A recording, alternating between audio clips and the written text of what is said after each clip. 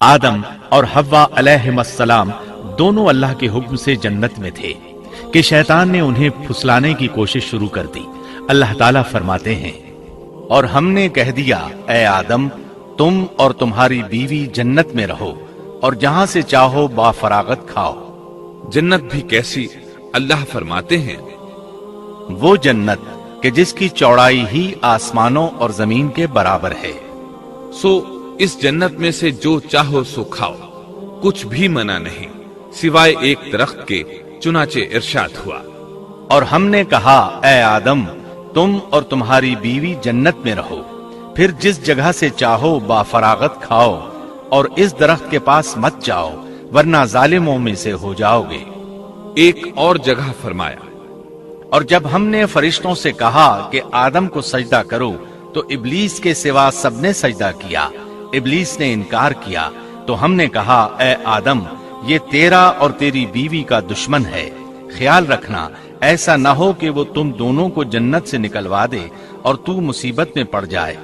یہاں تو تجھے آرام ہے، نہ تو بھوکا ہے اور نہ ننگا، اور نہ تو یہاں پیاسا ہوتا ہے، نہ دھوپ سے تکلیف اٹھاتا ہے۔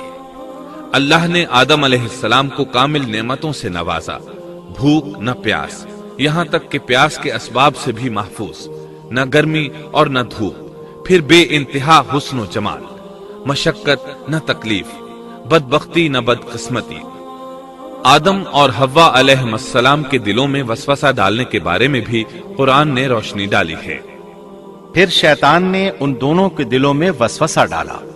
یہ وسوسہ اس نے ان دونوں کو طمع دلانے کی صورت میں پورا کیا، اور یہ طمع دلائی کہ اس درخت کو کھانے سے ہمیشگی اور بقا ملتی ہے اور کبھی نہ ختم ہونے والی بادشاہت حاصل ہوتی ہے، اور اس وسوسے کا مقصد یہ تھا تاکہ ان کا پردہ بدن جو ایک دوسرے سے پوشیدہ تھا دونوں کے روبرو بے پردہ کر دے۔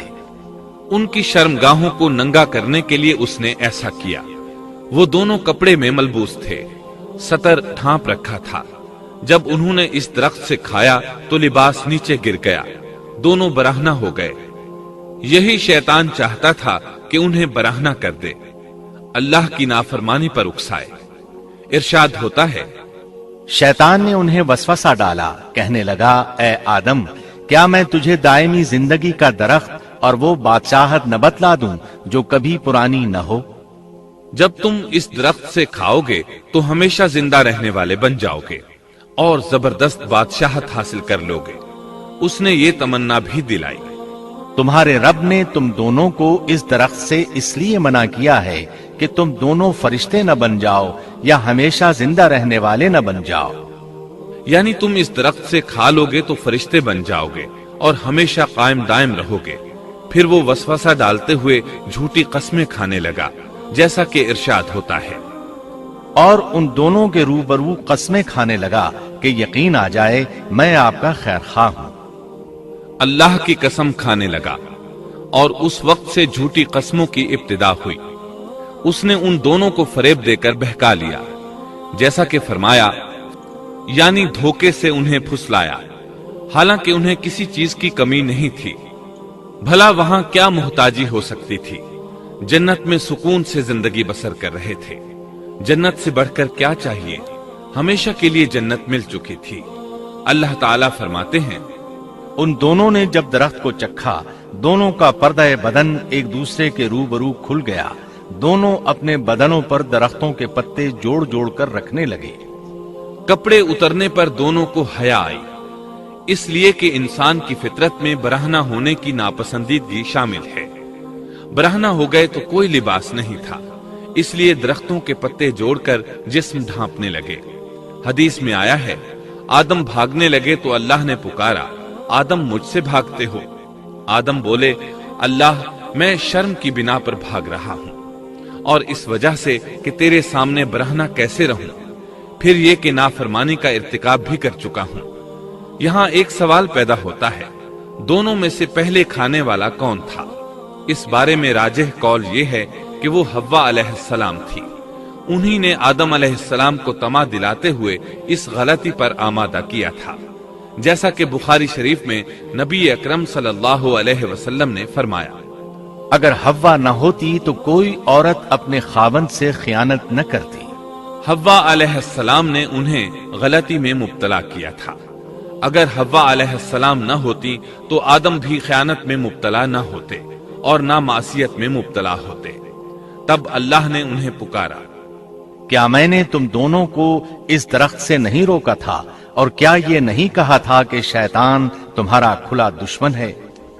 अब तवज्जो तलब बात यह है कि उस मौके पर दोनों ने क्या तर्ज अमल इख्तियार किया। क्या वो दोनों अपनी मासियत पर बजिद रहे और तकब्बुर करने लगे, जैसा कि इब्लीस ने सजदा करने से इनकार किया था और फिर लगा था अपनी मासियत पर इसरार करने, या उन दोनों ने तौबा कर ली?